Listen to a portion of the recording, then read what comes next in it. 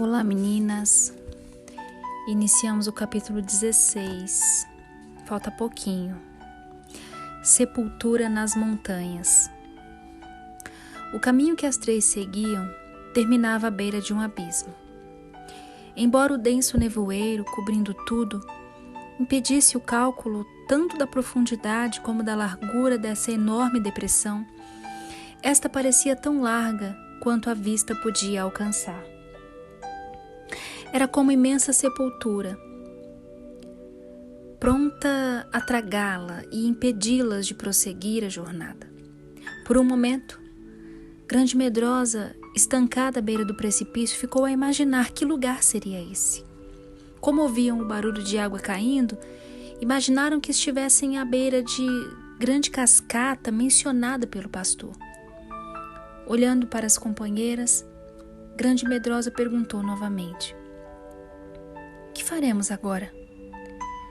Saltaremos para o outro lado? Não, isso seria impossível. Que faremos então? Temos de saltar para dentro do abismo." "Naturalmente", concluiu Grande Medrosa. "Não imaginei isso a princípio, mas é justo o que temos de fazer." Naquele momento, pela última vez nessa viagem, apesar de ela não ter conhecimento disso na ocasião, ela ergueu as mãos na direção das companheiras, em busca de auxílio. Ela estava tão fraca e exausta que, em lugar das guias lhe segurarem as mãos, elas se achegaram e a ampararam. Assim, as três, unidas, mergulharam na sepultura aberta. O lugar realmente profundo. Embora as fortes companheiras dessem pequena importância ao salto, Grande Medrosa sentiu que, se estivesse sozinha, por certo, teria se ferido muito. Graças ao fato da sua queda haver sido suavizada, ela sofreu apenas pequena contusão, além do já esperado susto. Em virtude de nada, lá embaixo ser claramente visível por causa da névoa, elas avançaram devagar, tateando, até encontrarem uma rocha achatada e alongada. Examinando-a mais de perto, descobriram tratar-se de uma pedra de altar. Perceberam também a figura indistinta de um homem em pé, atrás do altar. "Este é o lugar", disse Grande Medrosa suavemente. "É aqui que devo me oferecer em sacrifício." Aproximou-se do altar e se ajoelhou. "Meu senhor", disse ela ainda suavemente através do nevoeiro, "podes vir agora e ajudar-me nesse sacrifício? Não foi o que me ordenaste?" Esperou, e pela primeira vez em toda a jornada, não teve resposta. Nenhuma resposta final. O pastor não apareceu. Ali, ajoelhada, sozinha, no frio, no chão úmido ao lado do desolado altar, naquele vale de sombra, começou a lembrar-se das palavras que lhe atirara amargura tempos atrás, nas praias da solidão. Cedo ou tarde, quando ele a tiver nos lugares agrestes das montanhas, ele a colocará numa cruz e vai te abandonar ali. Parecia agora que, de algum modo, a amargura tinha razão, pensava Grande Medrosa, mas com uma diferença.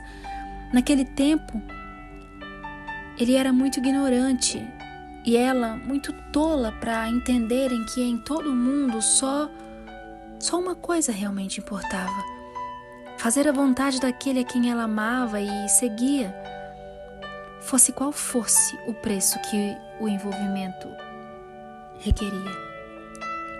Mas era estranho, e bastante, que ao ajoelhar-se entre o altar, aparentemente abandonada a essa última e tremenda crise, não ouvisse sequer um som, nem um sinal da presença dos inimigos. A sepultura nas montanhas, bem ao pé dos lugares altos, estava além do alcance de orgulho. amargura, ressentimento, autopiedade, sim, e de covardia também. Era como se ela estivesse em outro mundo, pois eles nunca poderiam se atirar naquele abismo. Ajoelhada ali, não sentia nem desânimo nem esperança. Sabia agora, sem sombra de dúvida, que não haveria anjo algum a ser chamado no céu, para dizer que o sacrifício não precisava ser feito. Nada disso lhe trouxe terror ou tremor. O que ela sentiu foi apenas grande tranquilidade, em que um só desejo existia: fazer o que ele tinha mandado simplesmente, porque ele assim o queria. O frio, a desolação que havia enchido seu coração na gruta havia desaparecido completamente.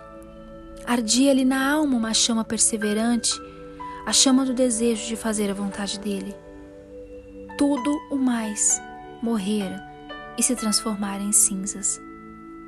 Grande Medrosa esperou um pouco e, como o pastor não aparecia, apesar do seu quase desfalecimento, com esforço supremo ela tentou arrancar com a mão o amor humano natural que com tanto anelo crescia em seu coração.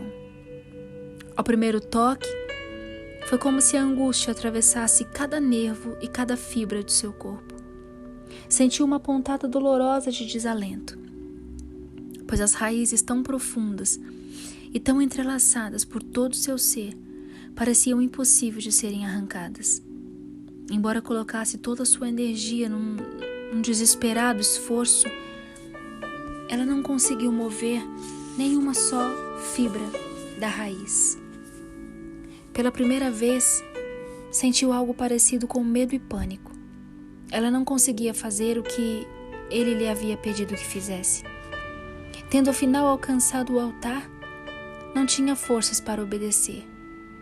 Virou-se para as guias e pediu ajuda.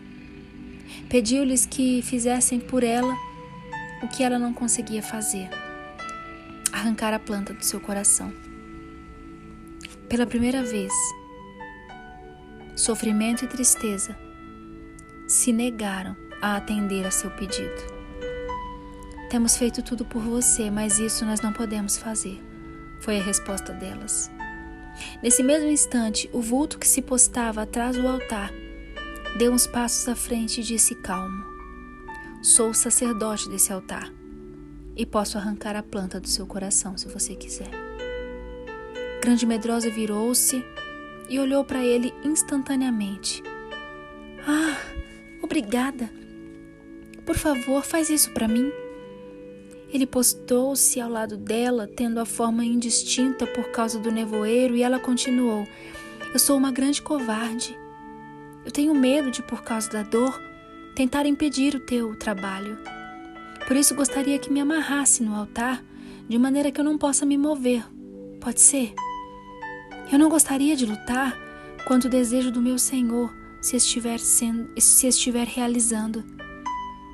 Por uns momentos houve completo silêncio na imensa sepultura envolta no nevoeiro. Então o sacerdote respondeu: está certo, você tem razão, e eu a amarrarei no altar. Depois de ser amarrada pelas mãos e pelos pés, Grande Medrosa levantou o rosto na direção dos lugares altos, quase invisíveis, e falou serena através da névoa: meu Senhor, eis-me aqui. Aqui estou, no lugar onde me mandaste, fazendo aquilo que me pediste que fizeste. Pois onde tu morreres, eu morro também, e ali serei sepultada. Faça-me o Senhor o que bem lhe aprouver, se outra coisa que não seja a morte me separar de ti. Ruth 1:17.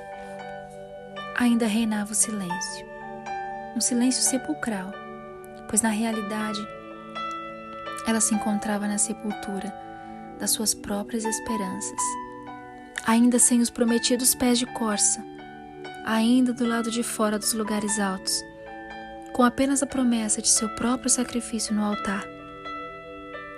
Este era o lugar para onde a longa jornada a havia guiado. E uma vez mais, antes de fazer a sua rendição, ela repetiu a gloriosa promessa que havia sido a causa da sua partida rumo aos lugares altos. O Senhor Deus é a minha fortaleza. Ele faz os meus pés como os da corça e me faz andar altaneiramente. Abacuque 3,19. O sacerdote colocou a mão direto dentro do coração de Grande Medrosa. Ouviu-se o som de redição e a entrega, e o amor humano, com as miríades de raízes e fibras, vindo para fora. Ele o segurou por um momento, e então disse: sim, a planta estava madura e pronta para ser removida. Estava em tempo. Não ficou uma só fibra de raiz.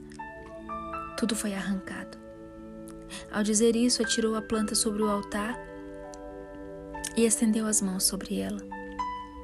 Naquele momento, de algum lugar, surgiu uma chama que parecia ofender o altar.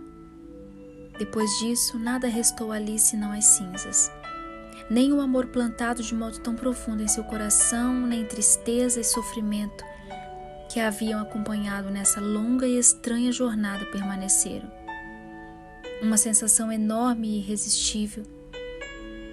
Descanso e paz tomou conta de Grande Medrosa. Afinal, a oferta foi feita e nada mais restava. Quando o sacerdote a desamarrou, ela se curvou sobre as cinzas do altar e disse em completa gratidão: está consumado. Então, exausta, adormeceu. Nós encerramos aqui a primeira parte dessa jornada. Amanhã nós entramos na segunda parte.